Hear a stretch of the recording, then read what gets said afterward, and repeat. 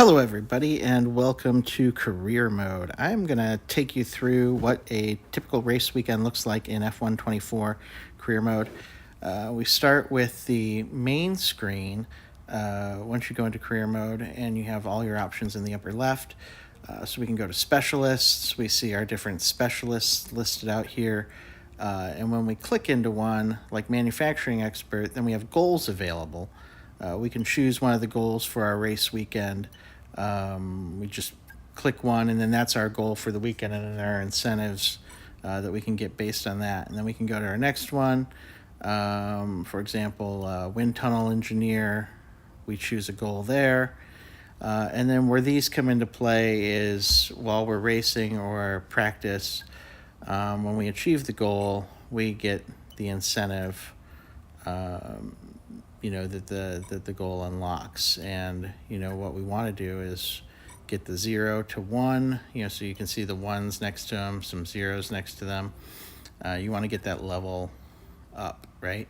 So for this one, let's say spend over 45 seconds in fourth gear, and then for strategy analyst, perfect one practice program during a race weekend,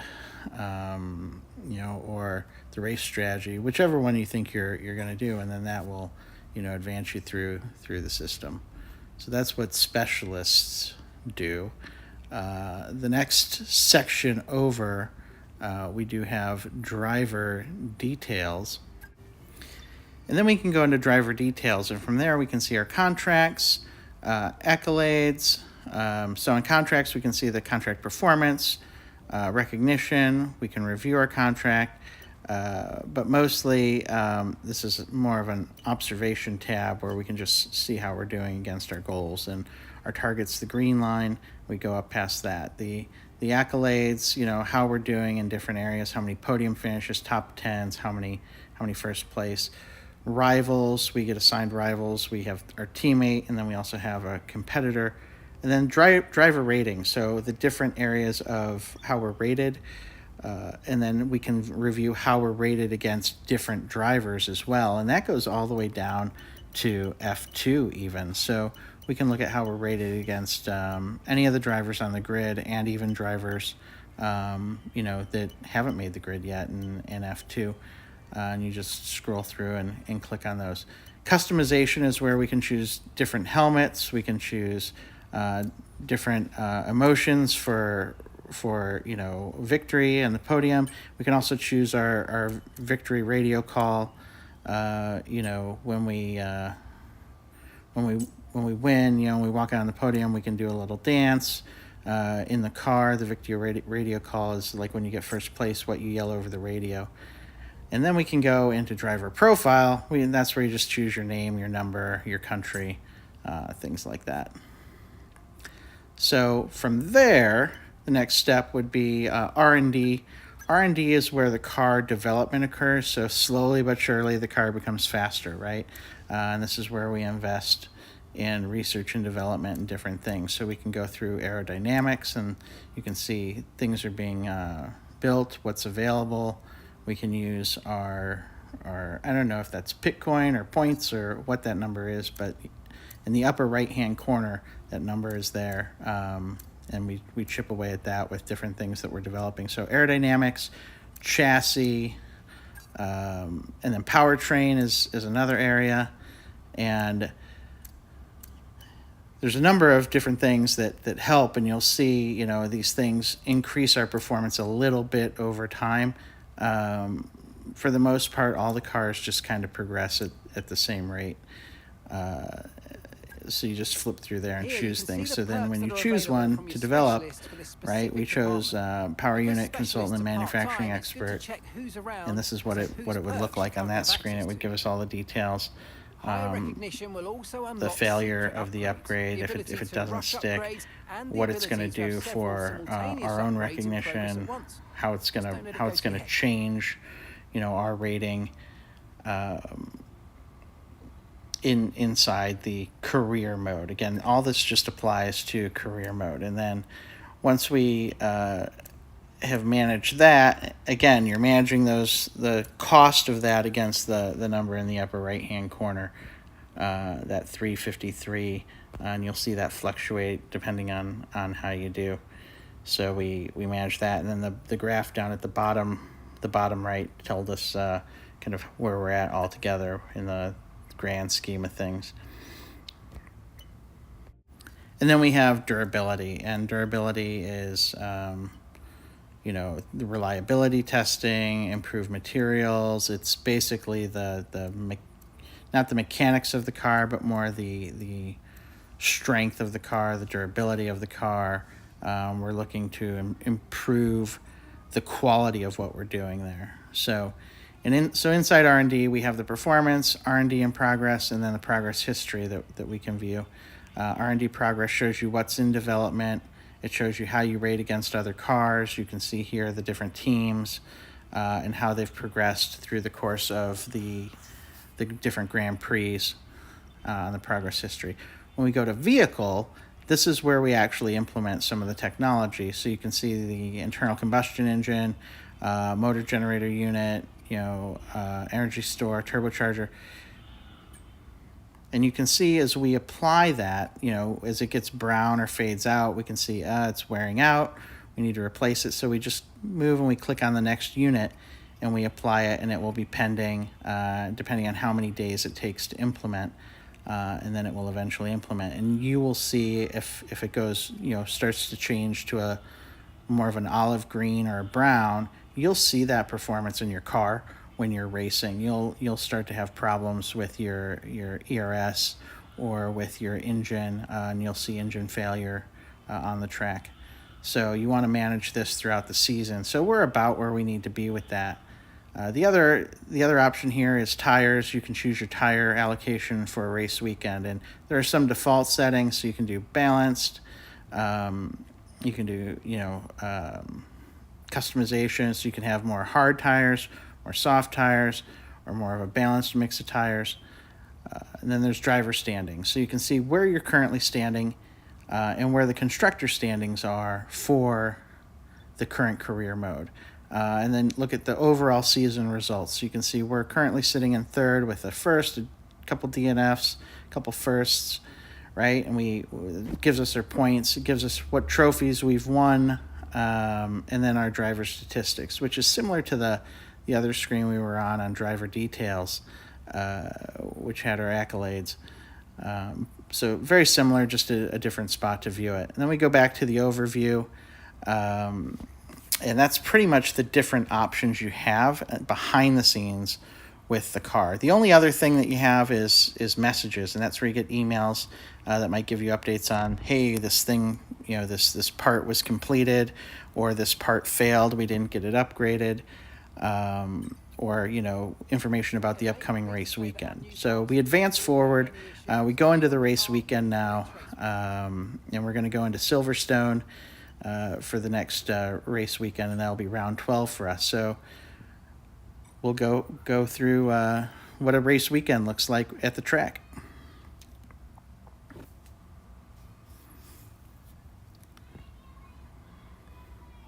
So as that loads up, we get into our desktop at the track. Theoretically, we'd be in the track office, right, in the paddock. And we can go into the next session. Here's also where we can choose the session length, the practice format, the qualifying format. I'm running the full format for the weekend.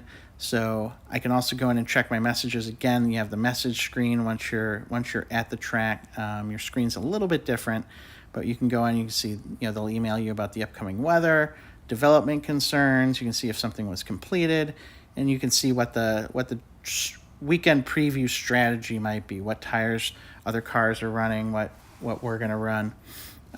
Again, you can check out, your goals. You can look at your performance. You can look at, all the same stuff that we had, back on the other screen. A little more simplified version because we've already made a lot of the behind the scenes selection. So there's not really a lot of the development stuff here, but this is more what we would manage over the course of a race weekend. So we advance into the race weekend for our practice one, and we can do a quick practice, or we can go right to the track. The difference is, one, go right to track gives us a 60-minute practice window where we can knock out, any kind of practice we want to do. Familiarization with the track. We can try to hit our goals, and we'll see how that works here in a second as this gets loaded up.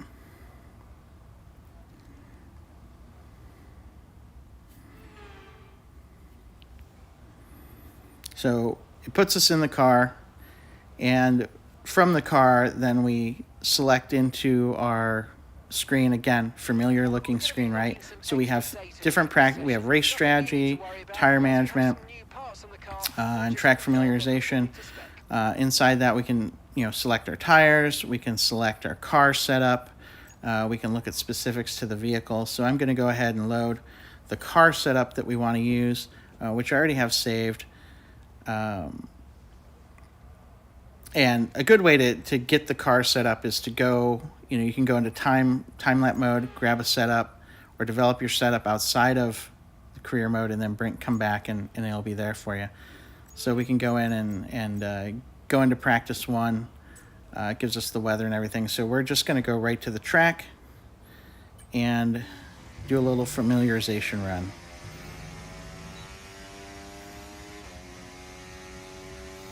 So we're just here. This is just essentially time trial mode. Basically, it's just our free reign over the track, and you might encounter other cars, or you may not run into cars. It just depends on who's on the track. But you're going to see, other cars from time to time, and they might be going slow. They might be going fast. But it will also start to rank you as you go through these sessions. So we're going to go back to the garage. We did a few laps there. We're going to go back to the garage, and we go back into our menu options here, and we're going to select one of the practice modes. So we're going to choose race strategy, and then we can start that program. It's going to put us out on the track. And for race strategy, what it will typically do, there are each one of these categories has a different option. So on this particular one, it's going to put us through and essentially just have us run what our fastest lap is,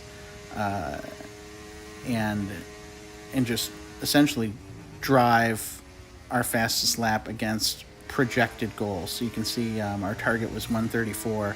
We passed. We met all our goals for that. We can keep going and get more and more points, and that will give us a little bit more edge during the race. So what you want to do is complete up to 50 points right through this. So as you hit the targets, you're going to see an improved score there. Then you can go back and review your performance against the projection of the graph and look at your tire wear and things like that. So then we can go to tire management as an example. When we run through tire management, a totally different program. This is going to have us basically run through the track, but it's going to track our tire wear over the course of the drive, and we're going to see a graph pop up here as we start the lap. And you're going to see that tire management program started. And what we want to do is keep that white line that's moving across. We want to keep that in the green and try to get it to the purple. And the better we manage our tires, the higher that's going to go throughout the lap. So you want to run through that usually 1 or 2 times, sometimes 3. In this case, we completed it in 1 lap. So we'll come back in, and we can look at the results, but we're going to go now to track the track acclimatization, and in here again a different program altogether, right? It's starts when we hit the line. As we go across, all these programs are similar. They're all designed to try to get a goal that it's projected that you should be able to hit. So again, here it wants us to go through gates. So it puts these gates out, and it wants us to drive through these gates. basically as fast as possible. And this is going to get us, in line with where the car needs to be on the track for the projected fastest lap, and like get us around the track the fastest possible, and then also hit the DRS zones. And it's going to track that, through every turn and DRS zone.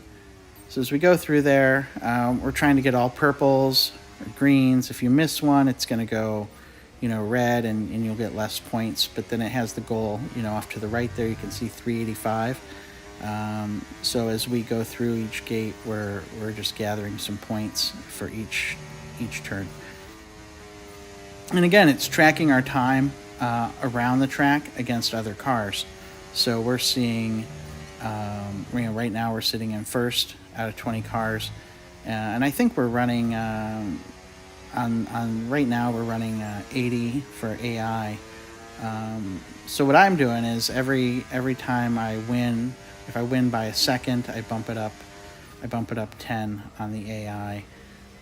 If I win by 2 seconds, it bumps up 20. So now I'm about 80 at the end of the race. So just how I'm managing that. So if I were a tenth of a second, I'd bump it up 1%, and so on and so forth. So we ran through that once. We hit the goal, but we didn't complete the whole task. So we're going to run through that lap again. And there you can see we just clipped the edge, almost missed it, but we run through this until it says complete. And sometimes it might say failed, try it again if you're not so hot with it. But you have an hour to do all these little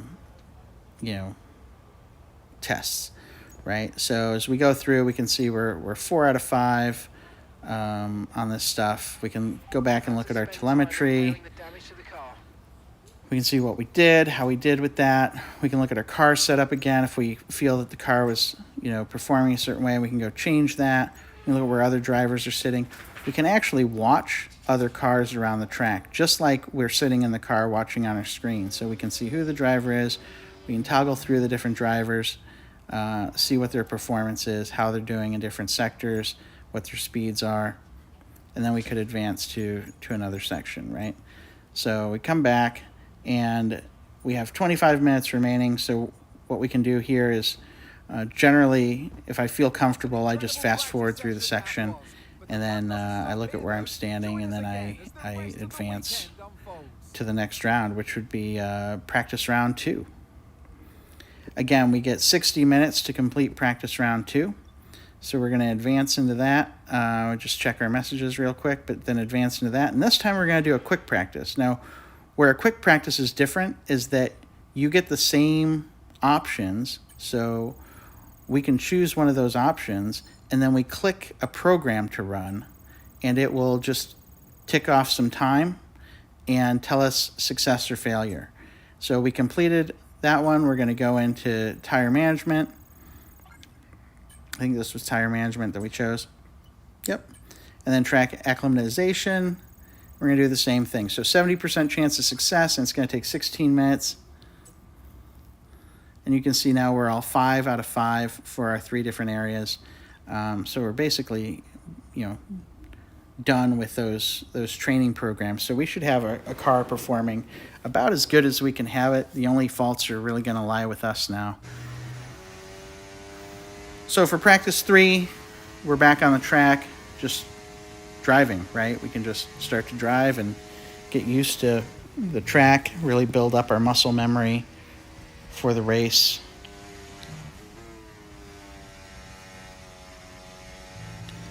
And just, continually try to improve our time around the circuit.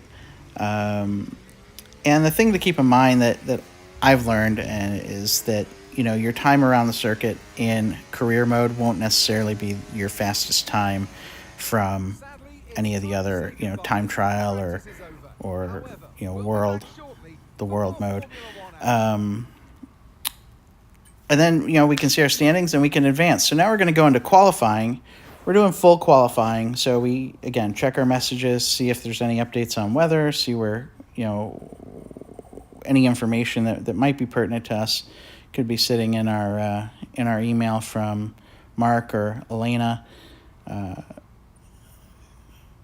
and then once we check that, see what's up, we can go back and advance.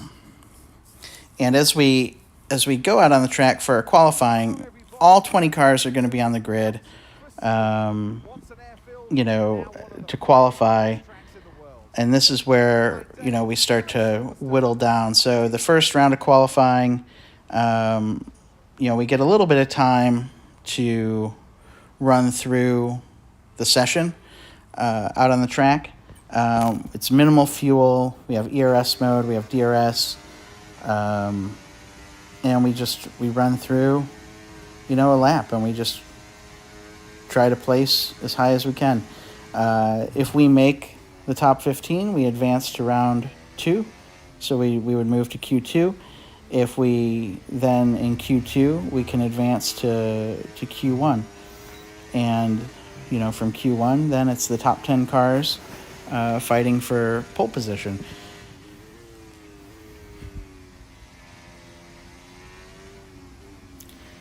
So running through a lap, it'll start to show you, like you saw Sergio Perez, minute 32.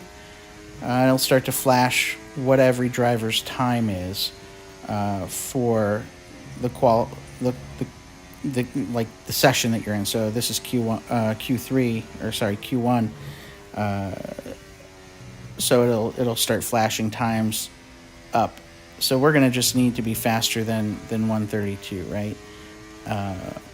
Which I think we can do, because I think we saw, there's Albon is another 132.5, so he's fastest so far, but we should be able to get this down to between 127 and 129. Verstappen's 31. Going to be close, and we got 130.0.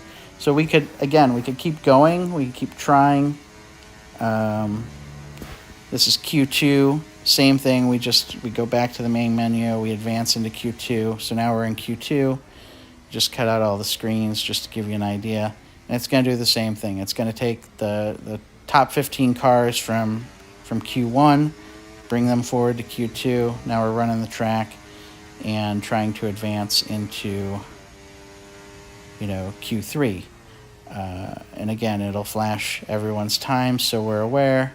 We're just going to give it, our best. Again, DRS and ERS are available.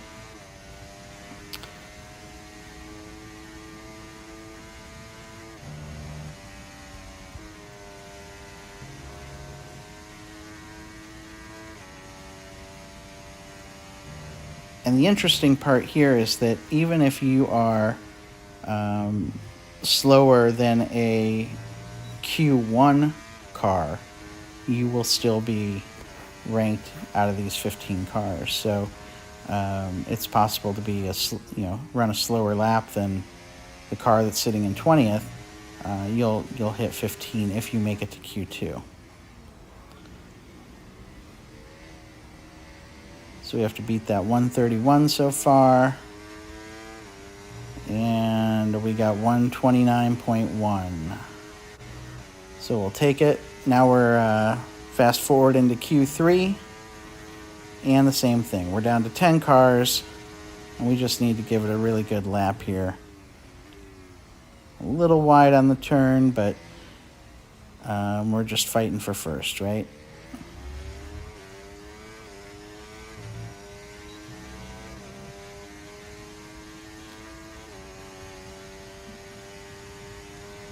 Again, we should start to see some numbers popping up, usually about the time we get here.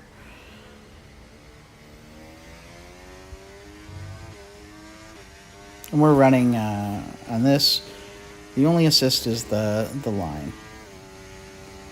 We're running no traction, no ABS, and no steering assists.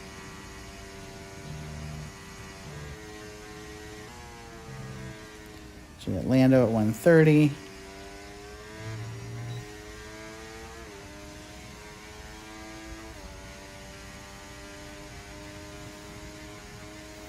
And what's nice for us on these particular laps that we've actually recorded here is that we didn't have any traffic in our way. And sometimes you'll run into a car and it will botch your lap, and you'll just have to just try again, right?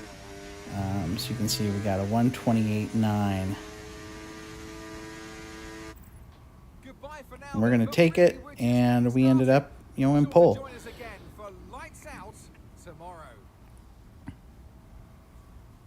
And from there, we go into the race. So thanks for watching, and we'll see you soon.